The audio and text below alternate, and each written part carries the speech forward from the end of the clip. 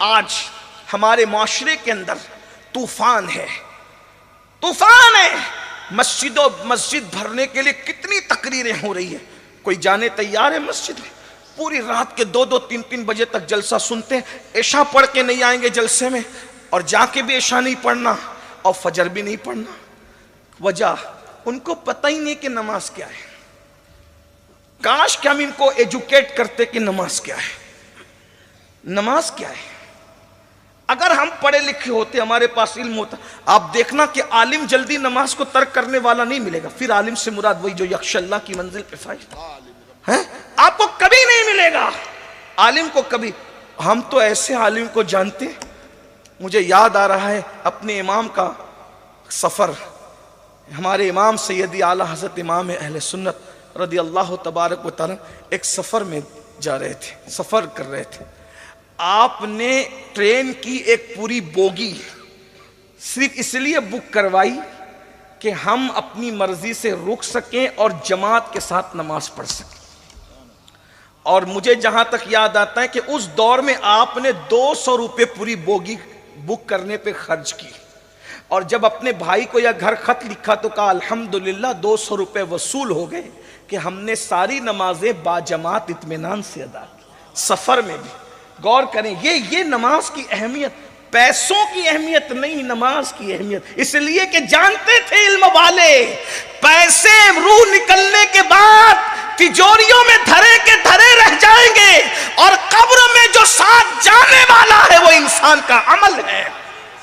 اور نماز تو وہ عمل ہے، اللہ کے رسول علیہ الصلوۃ والتسلیم فرماتے ہیں جب نمازی کو اس کی قبر میں رکھا جاتا ہے اور جب سب چھوڑ کر کے چلے جاتے ہیں تو وہ خوبصورت دلہن کو دیکھتا ہے اور وہ حیرت سے پوچھتا ہے ارے تم کون ہو، سب چھوڑ کر چلے گئے، تم کون ہو؟ تو وہ دلہن کہتی ہے میں تیری نماز ہوں، جب میرا وقت آتا تھا تو سب کو چھوڑ دیتا تھا، آج تجھے سب نے چھوڑ دیا ہے، میں دلہن کی شکل میں تیرا دل بہلانے کے لیے آئی ہوں اور قیامت تک تیرا دل بہلاتی رہوں گی، اور جب تو پل صراط سے گزرے گا تو تیرے آگے نور بن بن کر کے میں چلوں گی۔ یہ نماز، آقا علیہ السلام فرماتے ہیں میں بے نمازیوں سے بیزار ہوں۔ حدیث اگر پڑھتے ہو تو سن لو، فرماتے ہیں میں محمد بے نمازیوں سے بیزار ہوں۔ آقا فرماتے ہیں بے نمازیوں کو بھیک بھی مت دو، بے نمازیوں کو زکوٰۃ بھی مت دو، بے نمازیوں کی صحبت میں بھی مت بیٹھو۔ اس لیے حضرت ابو ہریرہ کا ابو ہریرہ بے نمازی کی صحبت میں مت بیٹھنا، کیونکہ جہاں بے نمازی بیٹھتا ہے اللہ اس پر آسمان سے لعنت نازل کرتا ہے۔ فرمایا بے نمازی بدبخت بھی ہے، بے نمازی محروم بھی۔ زبان رسالت جسے محروم کہہ دے اس کو کون عطا کر سکتا ہے؟ آج کہتے ہو پریشان ہے، کیوں؟ محروم ہو گئے۔ آج کہتے ہو سب کچھ ہے مگر سکون نہیں ہے، محروم ہو گئے۔ آج کہتے ہو بچیوں کو رشتے نہیں، محروم ہو گئے۔ روزی میں برکت نہیں، محروم ہو گئے۔ بیماریوں نے گھر دیکھ لیا، محروم ہو گئے۔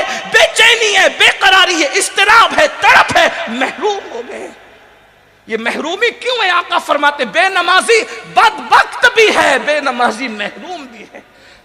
اور علامہ عبد الرحمن صفوری تو یہاں تک فرماتے ہیں کہ سابقہ آسمانی کتب میں یہاں تک آیا کہ بے نمازی پر بھی لعنت ہے اور اس کے پڑوسیوں پہ بھی لعنت ہے اگر اس کے بے نمازی پن سے وہ راضی رہیں تو۔ اور اللہ فرماتا ہے اگر میں اپنی رحمت پر نظر نہ کرتا تو میں بے نمازی کی 7 پشتوں تک لعنت کرتا۔ غور فرمائے۔ اور آج ہمیں نماز، ہم تو سوچتے ہیں ارے نماز نہیں پڑھیں گے تو کیا مسلمان نہیں رہیں گے؟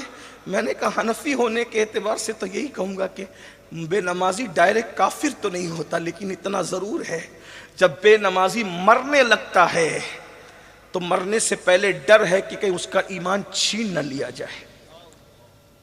کہاں ہیں ہم؟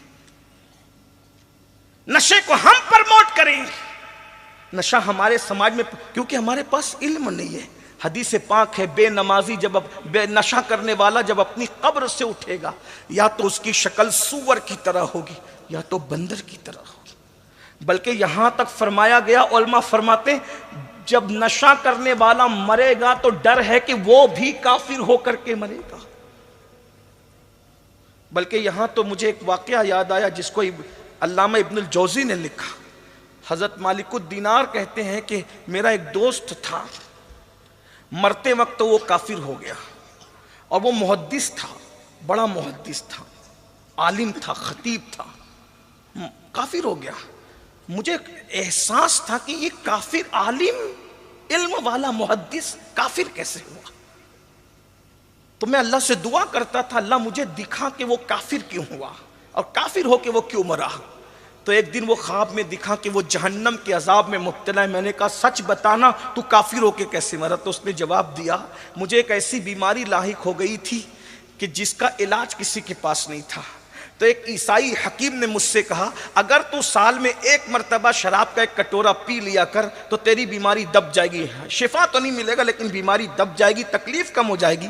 تو تکلیف کی کمی کے لیے میں سال میں ایک مرتبہ چھپ کر ایک کٹورا شراب پی لیتا تھا۔ یہ ایک کٹورا شراب سال بھر میں ایک مرتبہ بطور دوا پینے کی نحوست ہے کہ جب میں مرا تو کافر ہو کے مرا۔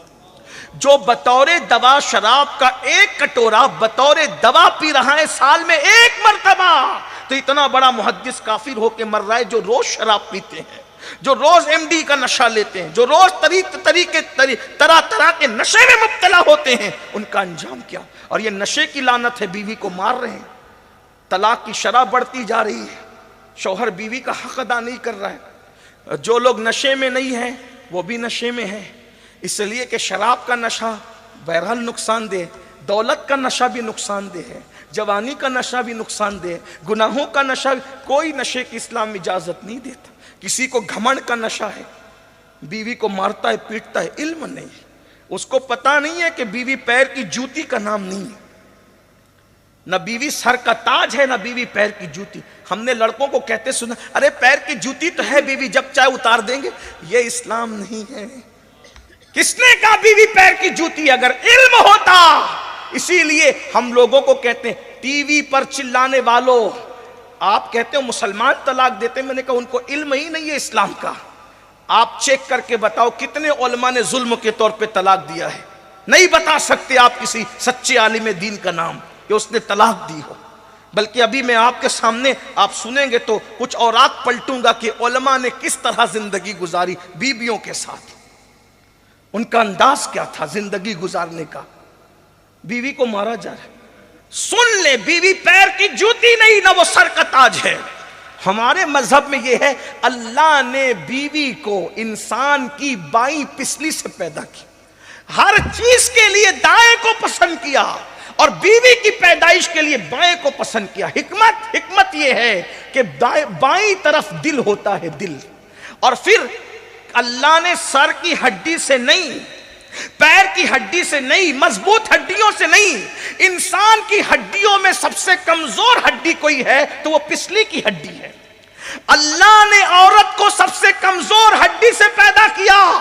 یہ پسلیاں بہت کمزور ہے، اگر ٹوٹ جائے تو جلدی جڑ بھی نہیں سکتی، اتنی کمزور ہے۔ مگر اتنی کمزور ہونے کے بعد بھی اللہ اکبر، جو پورے دل پورے جسم کا بادشاہ ہے جسے دل کہتے ہیں، دل کی حفاظت اگر کوئی کرتا ہے تو نہ ہاتھ کی ہڈیاں کرتی ہے نہ پیر کی ہڈیاں کرتی ہے، دل کی حفاظت اگر کوئی کرتا ہے تو یہی کمزور پسلیوں کی ہڈیاں کرتی ہے۔ خود تو ٹوٹ جاتی ہے مگر دل کو توڑنے نہیں۔ اسی طرح بیوی ہے، بیوی سارے دکھ جھیلتی ہے مگر شوہر پر آنچ نہیں آنے دیتی۔ قرآن نے کتنے خوبصورت لب و لہجے میں بیوی اور شوہر کا رشتہ بیان کیا۔ ہننا لباس لکم وانتم لباس لہن، شوہر بیوی کا لباس ہے اور بیوی شوہر کا لباس۔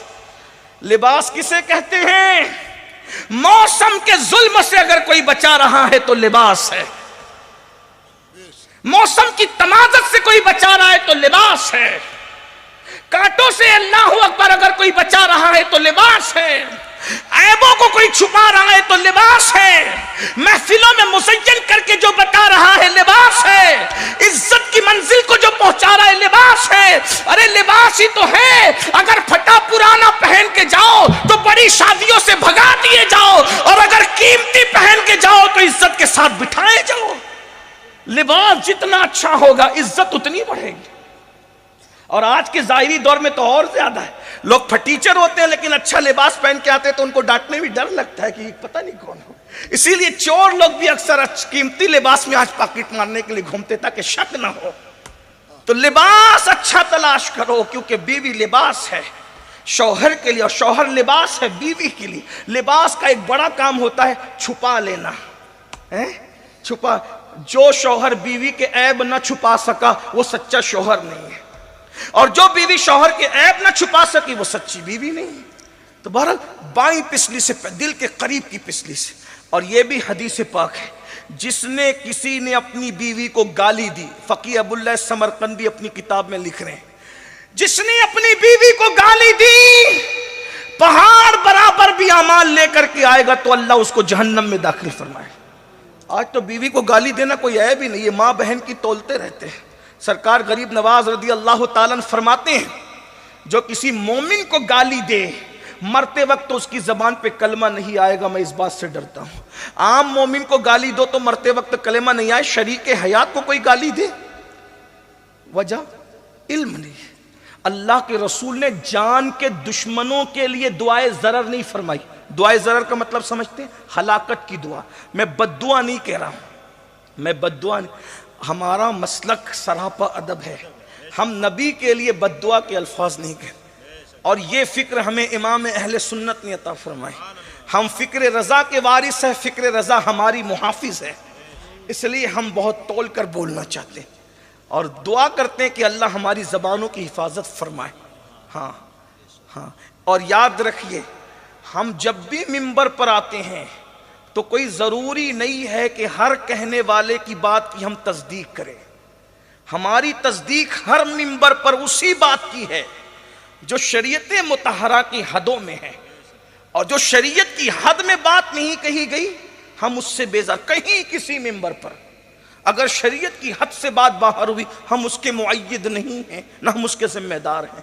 یہ بات یاد رکھنا. دعائیں ضرر نہیں فرمائی جسے لوگ بد دعا کہتے ہیں. ہم نبی کے لیے کسی چیز کو بد نہیں کہتے. بات سمجھ میں آتی؟ اس لیے کہ ان کی کوئی چیز بد ہے ہی نہیں, وہاں بد کی گنجائش ہی نہیں ہے, وہاں تو سب حسن ہی حسن ہے. جتنا حسن تھا انہیں عطا کیا, اور جو حسن نہیں تھا انہیں نہیں عطا کیا. یہ حضور کی شان ہے صلی اللہ علیہ وسلم. تیرے تو وصف عیب تناہی سے ہے بری, حیران ہوں میرے شاہ میں کیا کیا کہوں تجھے. میری قوم کے جوانوں بیبیوں پہ ظلم کرنے والوں, انہیں مارنے والوں, انہیں پیٹنے والوں, دھیان سے سن لو, تندان شہید کرنے والوں کے لیے ہلاکت کی دعا نہیں کی. اللہ کے رسول صلی اللہ علیہ وآلہ وسلم کا خون گرایا گیا, ہلاکت اور تباہی کی دعا نہیں کی. حضور کو زخمی کر دیا گیا, حتیٰ کہ حضور کے مقدس چچا کا کلیجہ چبانے والوں نے کچا کلیجہ چبایا, حضور نے ان کے لیے بھی ہلاکت کی دعا نہیں کی. حضور علیہ السلام نے سگے چچا کے قاتل کے لیے بھی ہلاکت کی دعا نہیں کی. لیکن ایک خاتون آ کر کے عرض کرتی, آقا میرا شوہر مجھے مارتا ہے, تو میں اس سے میرا نام لے کے کہنا کہ اب وہ نہ مارا کرے. شوہر سے کہا, حضور نے کہا نہیں مارنا, پھر مارا. پھر آگے کہتے حضور اس نے پھر مارا. اپنی چادر دی, یہ میری چادر ثبوت کے طور پہ لے جا کہنا. حضور نے منع کیا مت مارنا, تو اس نے چادر دیکھ کے بھی پھر مارا. اس کا نام حارث تھا. ہاتھ اٹھایا اور دعا کی, اللہ حارث کو ہلاک کر دے, حارث کو برباد کر دے, حارث کو تباہ کر دے. محدثین کہتے ہیں یہ صرف حارث کے لیے ہلاکت کی دعا نہیں ہو رہی ہے, ہر اس کمبخت کے لیے ہلاکت کی دعا ہو رہی ہے جو اپنی بیوی پہ ظلم کرتا ہے. اگر آج ہمارے گھر میں برکت نہیں ہے تو اس کی ایک وجہ بیوی پہ ظلم بھی ہے. کچھ عورتیں بھی شوہر پہ ظلم کر رہی ہیں, لیکن شوہر آج کل زیادہ ظلم کر. ظلم کی مختلف شکلیں. نمبر ایک, ہمارے لیے بیوی کے حق میں یہ بات کہی گئی تھی جو تم کھاؤ وہ ان کو کھلاؤ. آپ تو روز ہوٹل میں کھا رہے اور بیوی کے لیے کیا ہے؟ آپ تو 5-5 ہزار کی جنس خرید رہے اور بیوی کے لیے کون سی قیمت کا کپڑا ہے؟ ظلم ہے. پھر رات کے 3-3 4-4 بجے تک دوستوں کے ساتھ گھوم رہے ہیں, گپ شپ کر رہے. ہنسنے کی بات نہیں ہے, احساس کرو. یہاں تک فرمایا گیا اگر بیوی کی حق تلفی رات بھر نفل نوافل پڑھنے کی وجہ سے ہوتی ہے. حضور نے فرمایا نفل مت پڑھو، بیوی کا حق ادا کرو. بلکہ ایک مقام پر فرمایا جو اپنی بیوی کے ساتھ رات گزارتا ہے اللہ اسے شب قدر کا ثواب عطا کرتا ہے. عبادت گاروں کی، عبادت کرنے والوں کی شب قدر تو سال میں ایک مرتبہ آتی ہے، لیکن مصطفیٰ جان رحمت کیسے کریم ہے جو بیوی کو محبت دینے کے لیے رات اس کے ساتھ گزارے